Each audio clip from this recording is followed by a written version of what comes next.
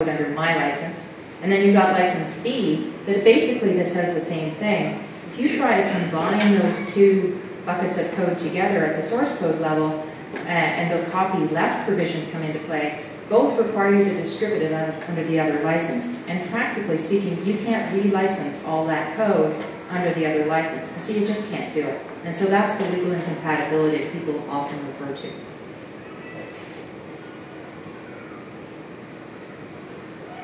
So at the Eclipse Foundation, we use tools to support our due diligence activity. We use keyword search tools. We have a list of keywords that we use that the tool will dive into the source code, look for instances of those keywords, and then bring them up to us so that we can see directly into the code and what those words may mean, what they say, and then dig into it a little bit further. So we have words like copied, we have words like stolen, we have words like borrowed, and we've seen them all, and many others in relation to licenses and other things. We also have code print matching tools. Those tools help us identify whether or not some software has been copied. A good example of that would be if a project wanted to use a third-party source of code, and the code said that it was under the Apache 2.0 license, but our code print matching tool says that 3 years ago, a guy named Joe wrote the code and put the GPL license on it, well then you know you have a problem. Is that code properly relicensed? Is it really Apache code or is it really GPL code? So I give this example as an example of the kind of work that can often be involved when you start digging into provenance issues. In this case, we found a keyword hit was open source, and it led us to the story that was written by the original author of the code.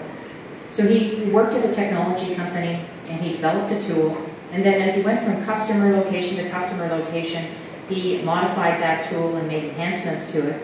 Over time, his colleagues were impressed with the tool and wanted to add to it themselves, and so they also contributed bug fixes to the program. And then eventually he decided to open source that application.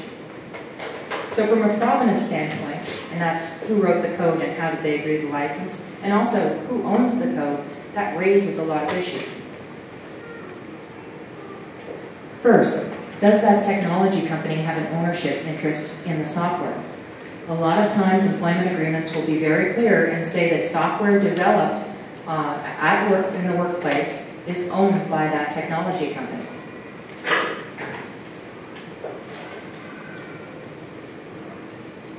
What about those technology companies' customers?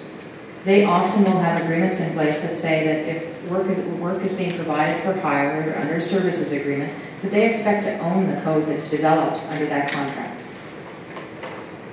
And so related to that, you also have to look at the employees and other individuals that may have contributed to that code. Were there agreements in place? Who actually owns the code? And how did they agree to the license?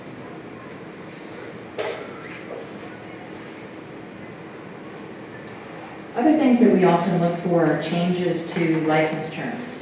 So you may find, because there's a different level of comfort with open source licenses, that a project over time may decide to change their license. And so the question becomes, was that done properly?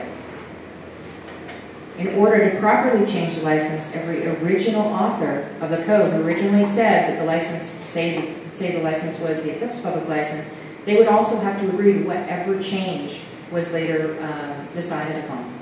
And without the agreement of those original authors, you can't legitimately change the license of the code. We look for additional licenses when we're going through our review. Not only do you see a lot of nesting of projects, but you also see nesting at the file level. And so we may find individual files that have a specific license that applies to that file. We look for instances of copied material, and I alluded to this before. Was there a relicensing of the code? Is it copied from somewhere else? If so, was it with permission or without permission? We've seen articles from the Associated Press, for example, included in some open source projects, and where there's been a clear limitation on any publishing of that material. And so we've had to strip it out for an Eclipse distribution. And have generally the license terms been complied with? So the benefits to our community is that the risk of legal liability is reduced. From a committer standpoint, one of the benefits is that it increases, or rather it decreases the likelihood that later on we're going to have to yank code out of the code base and then have to redesign the code because there is some dependency that now has to be removed. From the standpoint of the consumer, the risk of facing some sort of infringement, allegation, and injunction is also reduced.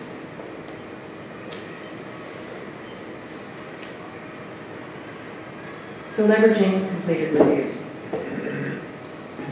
We've created a database. We call it IPzilla. It's based on Bugzilla, but it's specifically for our intellectual property review process. The contributions and reuse of third-party code is documented in that database, and then projects can leverage that information to make their decisions about what packages they want to reuse and what packages may be available. Some of our select members, our strategic members, and enterprise members can also access that database. With the hope, the hope is, from our perspective, that your smaller companies who may not have the resources to do due diligence can both use the information contained in that database. They can also use the raw results of our keyword search tool, which is attached to each record to do some of their own work. Larger companies, which may have due diligence resources, can use the database so that they can get a leg up, find out information up front before they dig into the code, and perhaps some of the problems that we've already identified.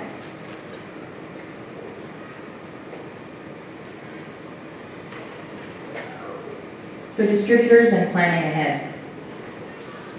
Things like warranties, representations, indemnities, support, all of those things you really need to figure out how important are they to you and how do you want to address those needs if in fact you have them.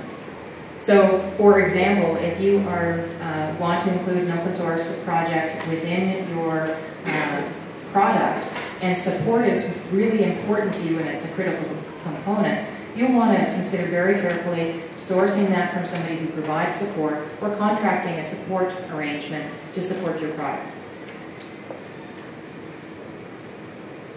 From a permitted use standpoint, if the permitted use that you've identified some software, it's something you really want and need, but the license doesn't seem to allow you to do what you want to do, it may be possible to approach the authors of the project. And that'll really depend on the size of the project.